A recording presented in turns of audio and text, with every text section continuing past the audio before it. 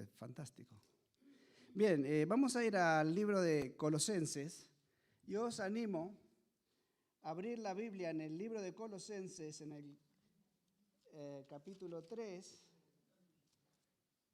y la vamos a tener ahí abierta en el capítulo 3.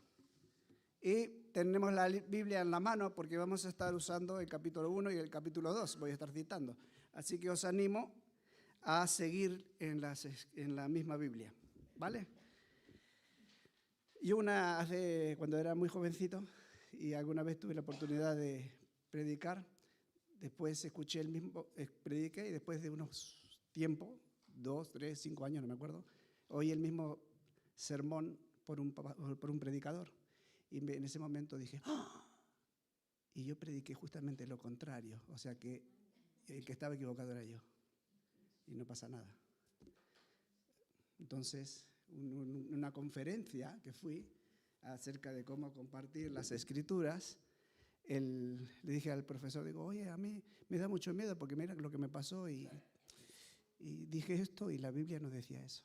Dice, bueno, lo que tienes que hacer es, en vez de hablar más tú, usa más la Biblia, así que te vas a equivocar menos. Por eso siempre que predico uso mucho la Biblia. Así que eso es lo que vamos a hacer. Bueno, sabemos lo que hemos leído, ¿no? De buscar las cosas de arriba, mirar las cosas donde está Cristo. Bueno, esta es una carta, la carta de Colosenses, muy conocida juntamente con la carta de Filemón. ¿Os acordáis la carta de Filemón, que era una carta personal? Y esta es una carta general. Es la misma iglesia. Entonces, posiblemente, esa iglesia la fundó Epafras, un siervo amado de Pablo. La fundó y a la vez apoyaba a Pablo en la prisión, que es de donde está escribiendo. Entonces, cuando le escribe a esta iglesia, posiblemente, aunque la fundó Epafra, posiblemente el pastor, parece ser que así es, era Filemón. Su mujer que se llamaba Apia y su hijo que se llamaba Arquipo, ¿no? Entonces él escribe estas dos cartas y se la envía a la iglesia de Colosenses, que estaba en la zona que hoy conocemos como Turquía. A unos 19 kilómetros más o menos, yo no estaba ahí, pero por lo que dicen, estaba la iglesia de la Odisea, o sea que estaban cerquitas. Y fijaros que cuando le manda la carta, que habéis leído el libro de Filemón, espero que lo hayáis leído, es un libro que solo tiene una página, o sea que lo podéis leer en 5 minutos, pero vale la pena y es una buena historia. Cuando ya Pablo lo que hace es decirle, al final del libro de Colosenses, si lo veis, en el versículo 7 dice, Pablo ya les escribe al final de la carta y le dice, a todos, en cuanto a todos mis asuntos, os informará Tíquico. Entonces Pablo está con Epafras en la cárcel y está Tíquico con ellos. Y entonces los manda con Tíquico, le manda las dos cartas, la de Colosenses y la carta a Filemón. Una es una carta personal y la otra es una carta general. Porque precisamente para esto, dice con Tíquico, nuestro hermano amado, fiel ministro y consiervo en el Señor. Estamos en el versículo 7 del capítulo 3. Porque precisamente para esto os lo he enviado, para que sepáis de nuestras circunstancias y que conforte vuestros corazones. Y con él, con Tíquico, os mando a Onésimo, ¿vale? Ya tenéis que leer la carta a Onésimo. Fiel y amado hermano es Onésimo, antes era un sinvergüenza, que es uno de vosotros, de vuestra iglesia. Y ellos os informarán acerca de todo lo que aquí pasa, ¿vale? Entonces, ya sabemos bastante de la carta a Filemón, a la Colosenses. Y el tema de esta carta, lo que escribe esta carta, lo que dice esta carta, el propósito por el que se escribe es mostrar la soberanía de Cristo y su preeminencia en todo. Es una carta cargada de doctrina y de enseñanza. Entonces, para los hermanos que enseñan las Escrituras, es muy bueno conocer exactamente lo que dice esta carta en la medida que el Señor nos vaya revelando, porque vale la pena saberlo. La razón por la que, entonces esa es la razón. Una de las enseñanzas que trae es la soberanía de Dios. La soberanía de Dios es todo el control sobre todas las cosas que podamos pensar de Dios y que Dios lo tiene en su mano.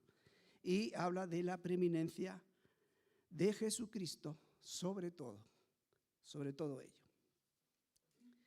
El propósito, ese es el tema que trata. Y la razón que Pablo les escribe, que es el propósito, es para que ellos miren a Jesucristo. ¿Amén? Pues eso es. Así de fácil. Bueno, dice, así pues, en el capítulo 3, versículo 1, dice, si habéis, así pues, si habéis, yo creo que lo apreté esto, pero se sigue cayendo, es por aquí. Ah, no, es por aquí. Ya está. Tampoco. ¿Se murió? No, es que es de aquí. Bueno, vale. Sí, va con un destornillador, ya lo veo. Bien, dice, pues si habéis resucitado, entonces ahí hay un ¿qué? Una exhortación. ¿Pero qué es esta exhortación? Esta exhortación es una conclusión. Es el final, esto que acabamos de leer, es el final de algo que Pablo ya ha dicho. Y sencillamente esto es la conclusión de una respuesta que él había dado a los colosenses. Aunque nosotros lo hemos leído, esto tiene un contexto, es decir, buscar las cosas de arriba, la pregunta es, fijaros que comienza con un término de conclusión, dice, así pues. Podría haber dicho, puesto que como ya os lo he dicho, o puesto que esto es así, ya que esto es así, podría haber usado cualquiera de esos términos. Él dice, así pues, puesto que esto es así. Y entonces lo que sabemos, que queremos saber nosotros esta mañana es, ¿por qué esto es así? ¿No? ¿Por qué esto es así? De que tenemos que mirar las cosas de arriba. Bueno, fijaros, vamos a ir ahora al capítulo 2. Y Pablo, la razón por que escribe es esta. Es porque Pablo tiene una preocupación y tiene una exhortación para los colosenses. Una exhortación es una palabra de ánimo, es una forma de empujar a alguien para hacer algo. Y comienza diciendo, en el capítulo 2, versículo 1, dice lo siguiente. Dice, ¿porque qué? ¿Qué es lo que quiere Pablo? Que sepáis. Nos paramos ahí. Quiero que sepáis. ¿A quién amas más? Bueno, no vamos a hacer una lista de... Amamos a todos nuestros seres queridos. Pero, por ejemplo, a los hijos, ¿cómo los amamos? No podemos ni pensar cómo les amamos. Y siempre decimos, yo quiero que tú sepas esto. Toda mi vida y todo mi enfoque es que tú aprendas esto. Y todo mi esfuerzo desde bebé hasta que seas adulto con 18 años, yo lo que quiero es que tú aprendas esto. ¿No? Y hacemos lo que podemos y nos sentimos frustrados porque no sabemos. Pero Pablo dice lo mismo. Yo quiero que sepáis una cosa que es importante. Dice, quiero que sepáis que tengo una gran lucha, que sostengo una gran lucha por vosotros. Y por los que están, ¿dónde? En la Odisea, es decir, que estaban ahí cerquita. Y por todos los que nunca me han visto. Yo tengo una lucha. ¿Y cuál es esa lucha? Fijaros lo que dice el versículo 2. Que alienten vuestros corazones y que estéis unidos en amor, como aparece ahí. ¿Cómo se mantiene el corazón alentado? De hecho, todo el mundo quiere ser feliz, todo el mundo lucha por ser feliz. ¿Cómo se mantiene un corazón alentado? Pues parece ser que está relacionado con el hecho también de estar unidos con las relaciones que tenemos. Fijaros que la palabra que vamos hasta el versículo 3, hasta el versículo 10, lo que vamos a ver aquí es una palabra o varias palabras que se repiten, que le llamamos las palabras claves. Entonces, la preocupación que tiene Pablo son en las palabras que se repiten. Así que vamos a prestar atención a las palabras que se repiten. Versículo 2.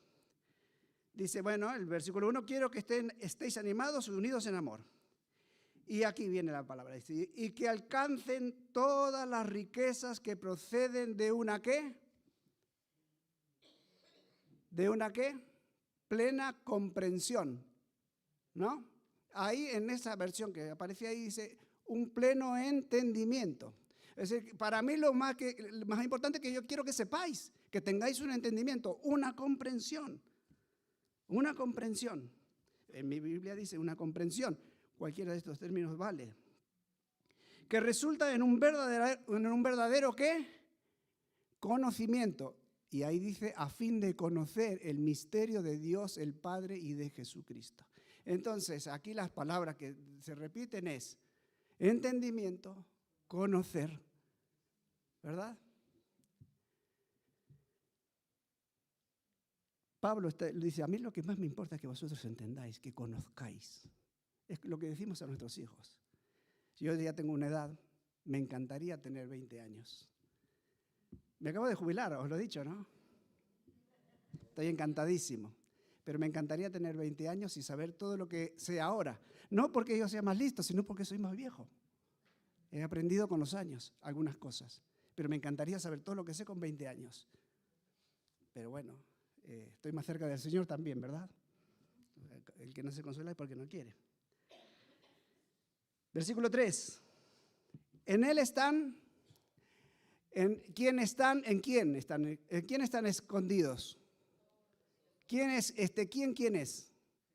Jesús. En Jesús están escondidos todos los tesoros de la ¿qué? Conocimiento, comprensión, sabiduría y del conocimiento. Bueno, Pablo no está diciendo esto en vano, se lo está diciendo a los colosenses. Fijaros lo que le dice. En Jesús está todo el conocimiento, toda la sabiduría. ¿Habrá una razón? La veremos. Versículo 4. Porque cuando estuvo Epafra con vosotros, versículo 4, y esto digo que, en el 2.3 he dicho, 2.6. 2.6. El 2.6 dice, y por tanto de la manera que habéis recibido ¿de quién? Al Señor Jesucristo, andad en Él. Bueno, en mi Biblia lo especifica, dice, de la manera que habéis recibido de Epafras, ¿os acordáis que Epafras fundó la iglesia? Dice, andad en Él. De la manera que habéis, pero fijaros cómo dice mi versión. Dice, 2.6 dice, por tanto, de la manera que habéis recibido a Cristo, en Él andad. Entonces ellos recibieron a Jesucristo y dice que ellos tenían que andar de la manera que Epafras les había enseñado. Es como es digno del Señor, agradándole en todo, llevando fruto de toda buena obra. ¿Y qué más? Y creciendo, el versículo 1.10, y versículo 1.10, dice, ¿y creciendo qué? ¿Y creciendo qué? En el conocimiento, 1.9, no aparece ahí, pero lo tenéis en vuestras Biblias, 1.10, perdón. Dice, y creciendo en el conocimiento que es en Jesucristo. ¿Os acordáis que hace unos meses estuve aquí predicando, hace como 2 meses? Y os mostré el campo que estaba gris. Dije, fijaros, dentro de poco tiempo vais a comenzar a ver verde. Mirad. ¿Os imagináis que esas semillas no se hubiesen plantado? O si se hubiesen plantado, se hubiesen perdido. No habría ese verdecito que está ahí brotando. Dentro de nada estará súper verde. Pero eso es así. Imaginaros que si no crece, es una ruina para los agricultores. Versículo 11. Fortalecidos con poder según la potencia de su gloria.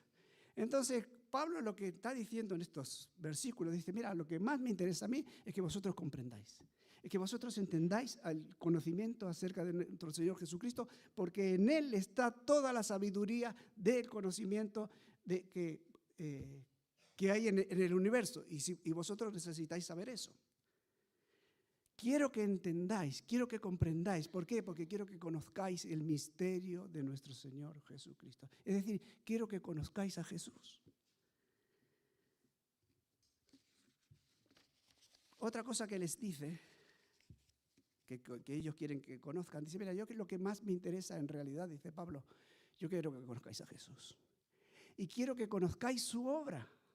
Y yo en esta mañana quiero lo mismo para mí y para vosotros. Por eso siempre doy tanto la vara con que hay que leer las Escrituras. Y hay que leerlas, hermanos, porque es la única forma de conocer a Jesucristo. Porque el Espíritu Santo nos guía en toda la verdad, que es la palabra de Dios. ¿Amén? Vale, 1:4. Fijaros lo que Pablo quiere que ellos conozcan. 1:14, perdón. Dice, ¿qué dice? ¿En quién tenemos? ¿Quién es ese quién? Jesucristo. ¿En quién tenemos qué? Redención. Es decir, ¿qué es la redención? Que Jesús pagó toda la cuenta con su sangre en la cruz. Y nos perdonó nuestros pecados. Es decir, que nosotros antes no buscábamos a Dios. Dice Romanos, no solamente que estáis, ninguno, dice, hay justo, pero es que además dice, no hay quien busque a Dios. Es decir, que Dios nos buscó y nos amó cuando nosotros estábamos pensando en otras cosas. Fijaros si es bueno el Señor, ¿no? Versículo 15. Fijaros qué más dice. Quiero que sepáis que Jesús es la imagen, versículo 15, la imagen de ¿quién? Vivo y verdadero, del Dios. Jesús, cuando ves a Jesús, ves a Dios. Quien me ha visto a mí, ha visto a quién. Eso dijo Jesús, ¿verdad? Entonces, cuando tú miras a Jesús, miras a Dios. Esto es importante saberlo, porque ahora vamos a ver más adelante por qué Pablo dice esto, que Jesús, en él está la imagen de Dios, porque él es, toda la deidad de Dios habita en él. Hay una razón, aparte de enseñarlo a nosotros, hay una razón porque tiene que explicar algo a los colosenses. Dice, en él fueron creadas, ¿qué? En Jesucristo fueron creadas todas las cosas, hermanos, le está diciendo. Las visibles, las invisibles, tronos, dominios, poderes, autoridades, todo fue creado ¿por quién? Por Él y para Él, para Jesucristo. Entonces, quiero que sepáis esto, colosenses. Versículo 17. En Él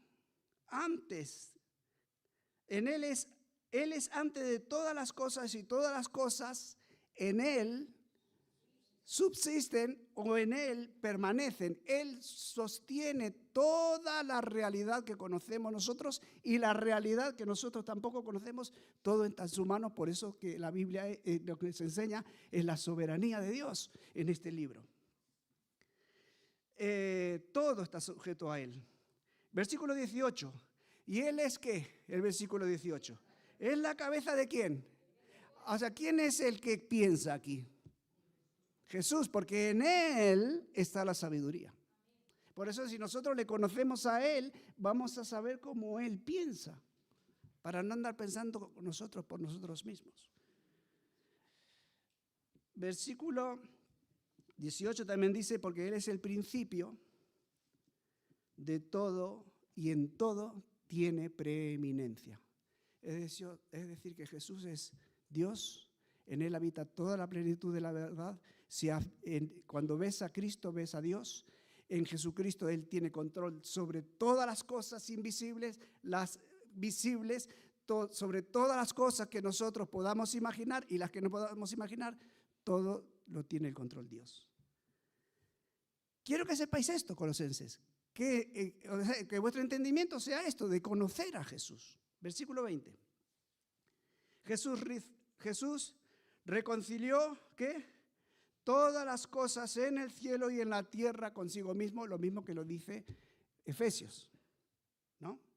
Es decir, que Él reconcilió todo el universo. Hoy nos decían en la clase de escuela dominical que Él reconcilió, que la tierra gime a una y que necesita ser reconciliada, ¿no? Él reconcilió todas las cosas en Jesucristo. Y cuando Él venga en su gloria, va a terminar de poner todas las cosas bajo su control. Por eso que el Padre le hizo ¿qué? Señor de señores y Rey de reyes. Y cuando Él venga, ¿qué va a pasar? Toda rodilla se va a doblar delante de Él. Él los reconcilió todo en Él, consigo mismo, haciendo la paz de todo lo que estaba caído a través de la sangre preciosa de Jesús que derramó en la cruz. Versículo 22. Y nos reconcilió en su cuerpo mediante, también a nosotros, nos reconcilió en su cuerpo mediante la muerte en la cruz, como dice Filipenses. ¿No? Que no estimó el ser igual a Dios como cosa que aferrarse, sino que se despojó y se entregó hasta la muerte, y muerte de cruz, la muerte más humillante que puedas imaginar. ¿Para qué? Para que nosotros entendamos la salvación tan grande que tenemos, porque nosotros estamos perdidos. No es que éramos pecadores solamente, sino que ni nos importaba nada a Dios. Es así, eso nos estaban también enseñando hoy en la escuela dominical. Muy bien. ¿Y qué más dice? Y nos presentó sin qué. El versículo 20. 22. Y nos presentó a nosotros ¿cómo? Irreprensibles y sin manchas. Fijaros qué importante es lo que está diciendo Pablo. Él está diciendo esto a los filipenses, a los colosenses, pero ahora hay una razón. Vamos a verla más adelante. ¿Por qué? Es decir, vosotros erais lo peor de lo peor.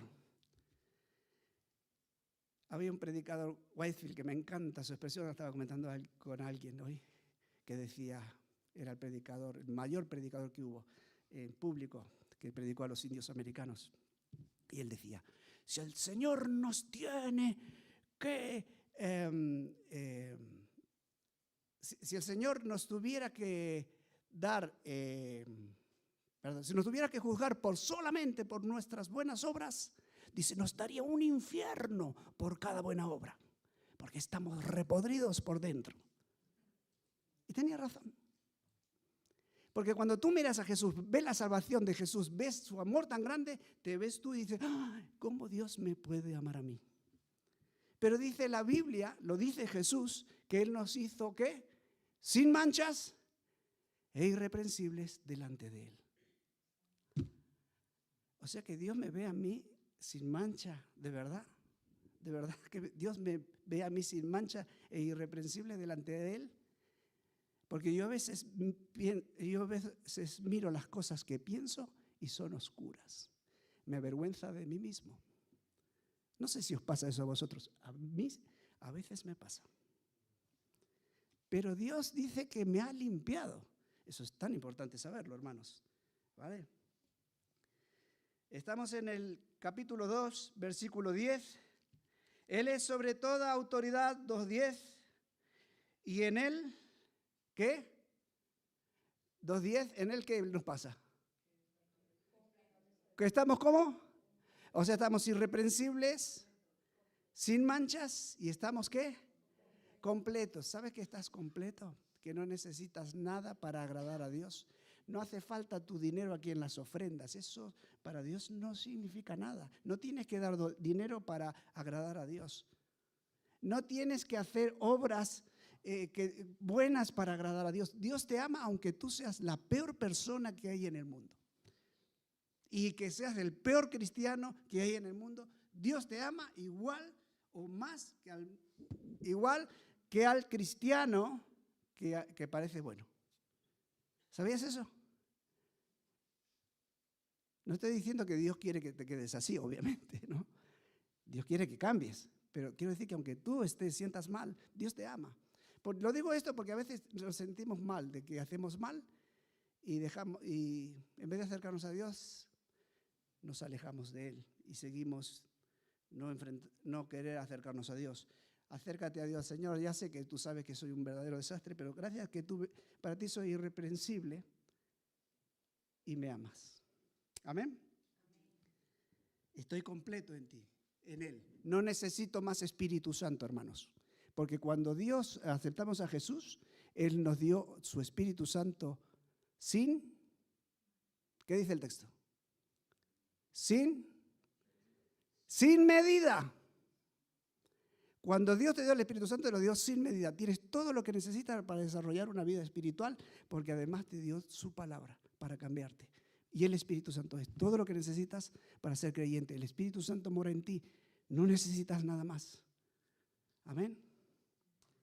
No necesitas hacer nada extraordinario. Lo que hagas, si quieres hacer algo bueno, está bueno si nace de un corazón en el que Dios puso el querer como el hacer su buena voluntad. Amén. 21. Él nos circuncidó, no en lo físico, sino nos dio una circuncisión del corazón. Amén. En el 2:13, Él nos perdonó nuestros pecados, que no es cosa menor. Porque nuestros pecados es lo que nos va a llevar al infierno si no aceptamos a Jesús. Lo dice la Biblia, no lo digo yo. 2:14.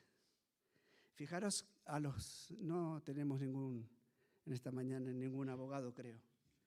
Dice, en el 14, Él canceló el documento de deuda, que consistió en decreto contra nosotros y nos era adverso y los clavó en la cruz.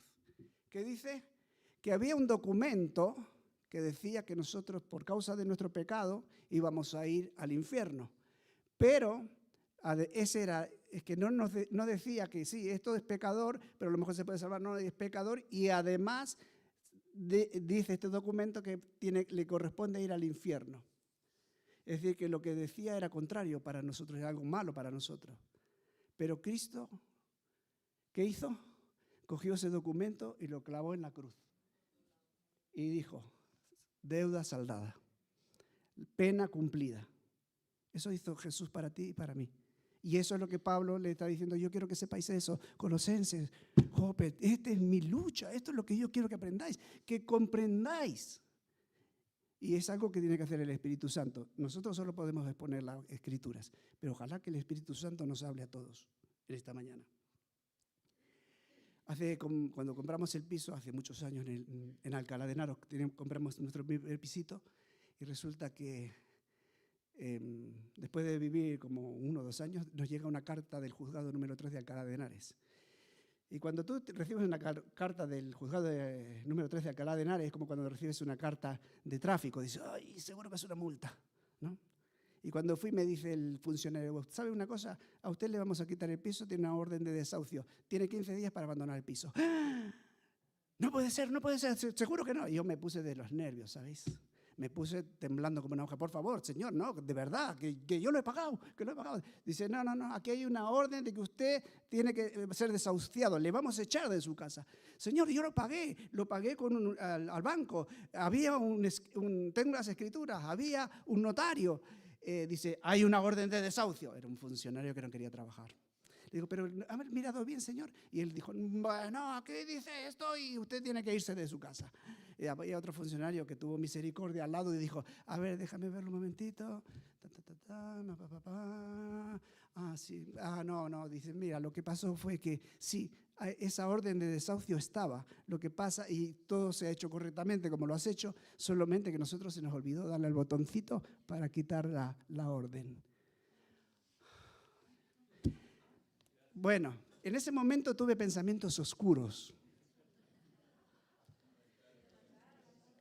Pero aquí dice que el documento decía lo mismo. Hay una orden para el pecador que no se arrepiente de que va a ir al infierno. Siempre hablo del amor de Dios, pero el amor de Dios tiene que ver que Dios es amoroso y es justo, ¿no? Seríamos malos padres si solo le damos chuches de comer a los niños. Que coman acelgas, que están buenas. Porque les amamos, ¿verdad? No porque nos gusta castigarles, queremos educarles. 15. Él despojó, Jesús, venció ¿quién? A los poderes de las tinieblas y de las potestades, porque nosotros éramos hijos de las tinieblas y veíamos oscuramente. Por eso que Dios nos sacó de las tinieblas a admirable. ¿Vale? Así es. Y dice que Cristo está sentado en el versículo 3:1. Dice, mira las cosas de arriba donde Cristo está a la diestra del Padre. ¿Por qué Cristo está a la diestra del Padre? Porque está en el lugar donde estuvo siempre, en el lugar a la diestra del Padre, solamente que ahora es un cordero sin mancha, perfecto, que intercede por nosotros. Y por eso que el Padre nos ve a nosotros irreprensibles y justos, porque completó la obra, venció la muerte en la cruz y Dios le dio un nombre que sobre todo nombre, que es el nombre que tenía originalmente.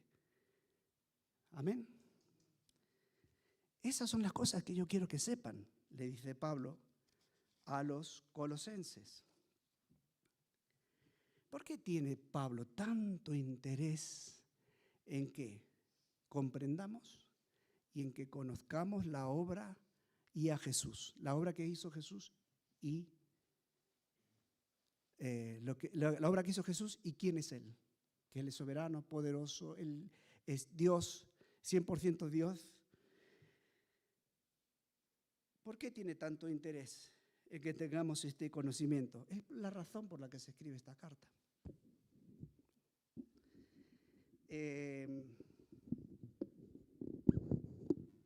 Quiero librar mi mente de pensamientos oscuros, por eso lo cojo. La razón es la siguiente. Fijaros lo que dice. La razón por la que Pablo escribe es por la siguiente. 2:4. 2:4 dice, para que nadie, ¿qué? Amigo. Eso es porque escribe. Quiero que sepáis la verdad porque no quiero que nadie, ¿qué? Os engañes con razonamientos persuasivos, dice mi versión. Versículo 2:8. Para que nadie, 2:8, os haga cautivos por medio de filosofías y de vanas sutilezas, ni de tradiciones de los hombres conforme a principios del mundo y no según Cristo. Versículo 2:16. Para que nadie se constituya en vuestro juez con respecto a comida, bebidas, días de fiestas, lunas nuevas o días de reposo. Versículo 18. Para que nadie os defraude o prive de vuestro premio, deleitándose en la humillación de sí mismo y la adoración de los ángeles basados en visiones que han visto. Y el 19 dice, y que no se sujetan a la cabeza que es Cristo. La razón que yo quiero que conozcáis a Jesús y su obra es porque no quiero que nadie os engañe con razonamientos persuasivos. Es curioso y terrible pensar que se han normalizado comportamientos que ofenden la inteligencia humana. ¿Nos pasa eso? ¿Habéis visto vosotros? Hay gente incluso que se creen caballos. El otro día estaba viendo una chica en un prado corriendo como un caballo. Y todo lo que vosotros habéis visto, que no quiero mencionarlo porque lo habéis visto, los pensamientos más terribles que hay y que se han normalizado, incluso algunos se enseñan en las escuelas. ¿Habéis visto la manera de los pensamientos del mundo que hay? ¡Mamma mía! Los pensamientos del mundo eran los que habían entrado en la iglesia. Dice, filosofías que eran, en aquella época era el ascetismo, que era el principio de los gnósticos, después se convirtieron en gnósticos. Y había otras filosofías, estaba por una parte los pensamientos griegos, de la filosofía griega, y por otro lado el pensamiento judío, de los judíos que estaban en la iglesia. Todo esto pasaba dentro de la iglesia, ojo. Aunque la filosofía griega, todos la hemos estudiado en la escuela, tenían cada una sus énfasis, lo cierto es que todas convergían en un pensamiento en el que todos más o menos estaban de acuerdo, y era el que el cuerpo era lo malo y el alma era lo bueno. Entonces, el cuerpo, y tenían razón, hasta cierto punto, ¿no? En cuanto al cuerpo, en cuanto al ser humano. Decían, no, el cuerpo es lo malo. En esto no se puede confiar en absolutamente. Todo lo que se puede salvar es el alma. ¿Por qué pensaban eso? Por esa razón, ellos le estaban diciendo a los creyentes, mira, no puedes creer que Jesús es Dios.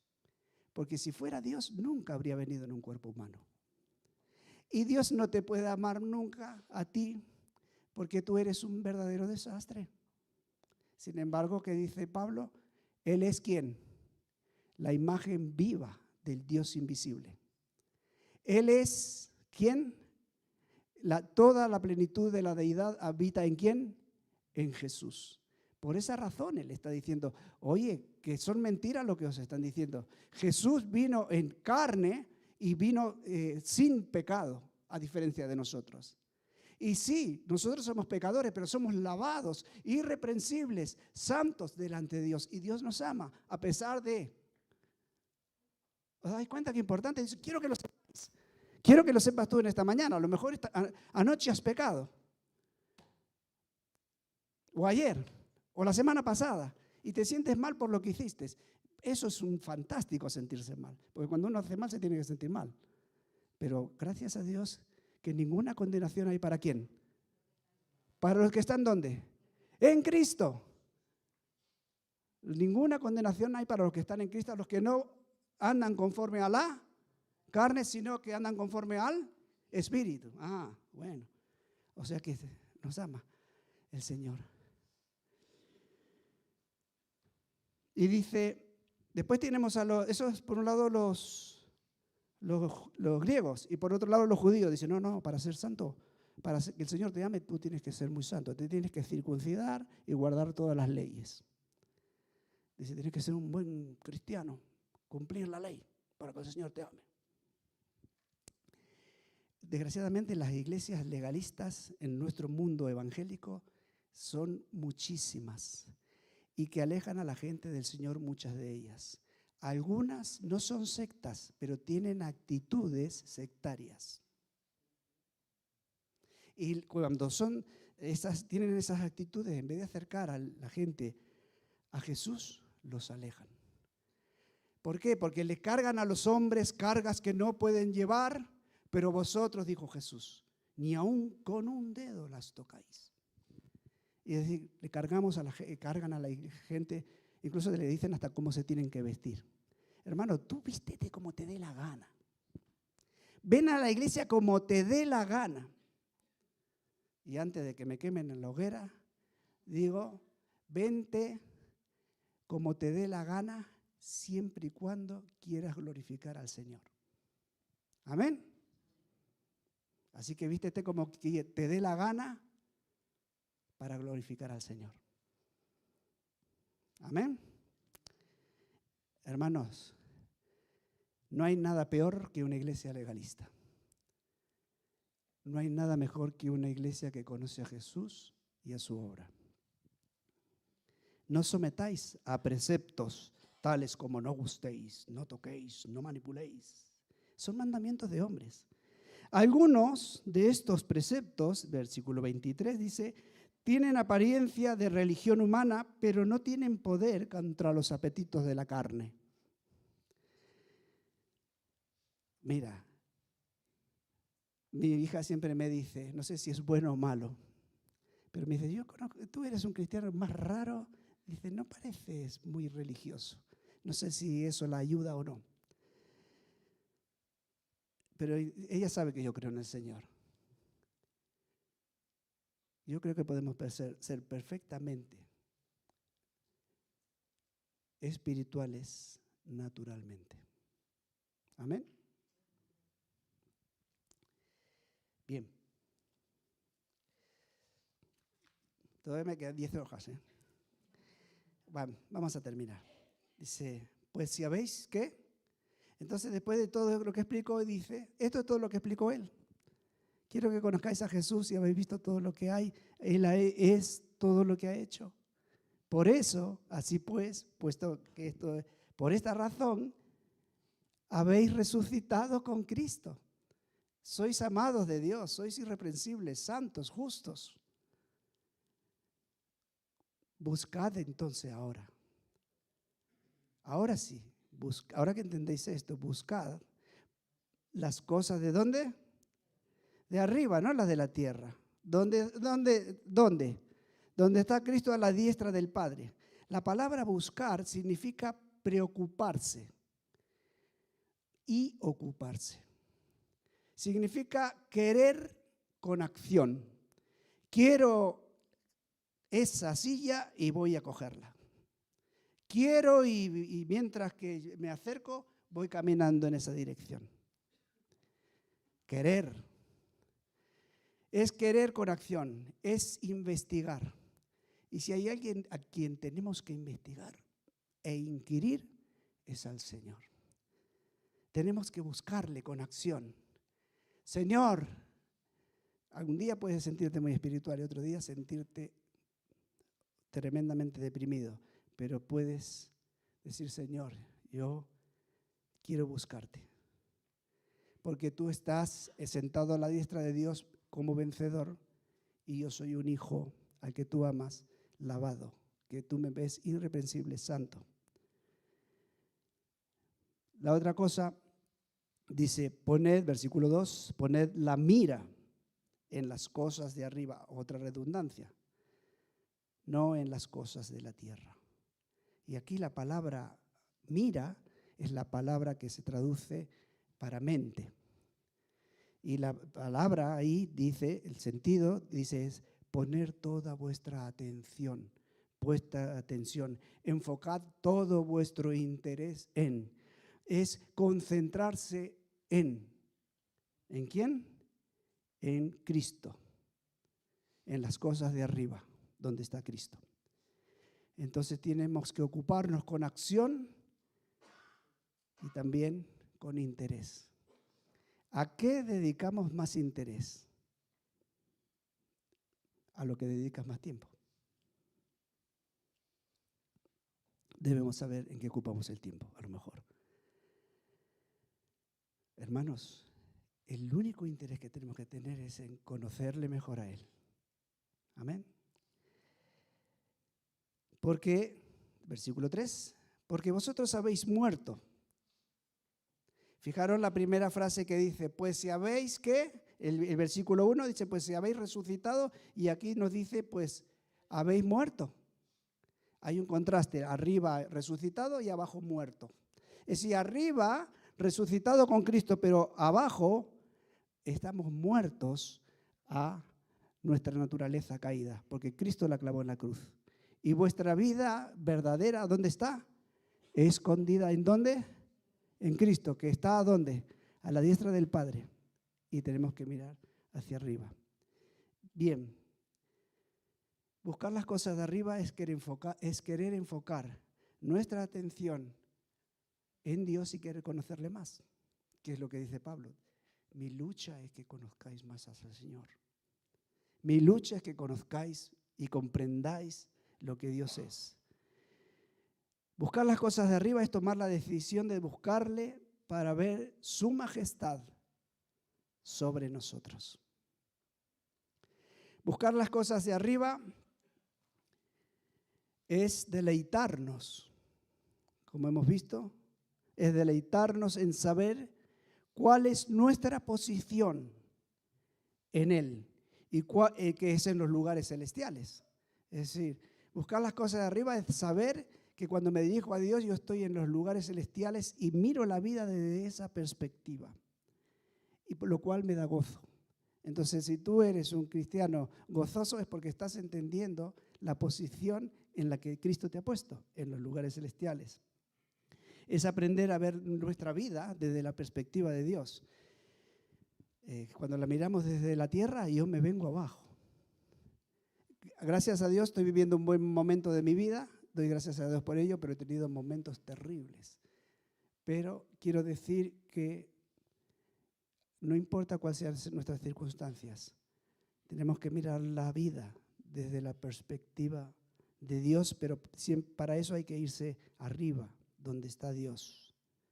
Dios gobierna en nuestras vidas, Él nos muestra todas las cosas Él gobierna sobre toda nuestra vida, las cosas que nos alegran, ¿verdad?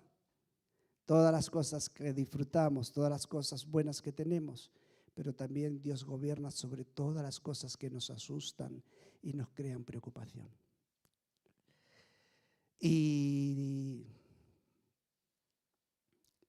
mirar las cosas de arriba es saber que Dios, que es soberano sobre todo y que está todo bajo sus pies, tiene sobre Él tiene el control sobre todo eso. Por eso busquemos las cosas de arriba, donde está Cristo. Porque esas son las cosas que por lo menos el apóstol Pablo quería, que le conozcamos más. Amén. Oramos. Señor, gracias.